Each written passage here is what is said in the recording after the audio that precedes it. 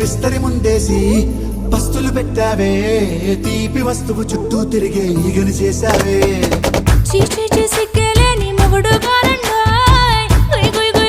అంటూ మీదికి రాకుండా గంపెడి పిల్లలతో ఇంటిని నింపావే, సాపాదిండు సంసారాన్ని మేడెక్కించావే. ఇరుగు పొరుగు ముందు సరసాలు కెట్టి పడుకోరే కుక్కలాగా మీ వాళ్ళు, ఏం చేస్తాం ఎక్కేస్తాం మిట్టాగే డాబాలు.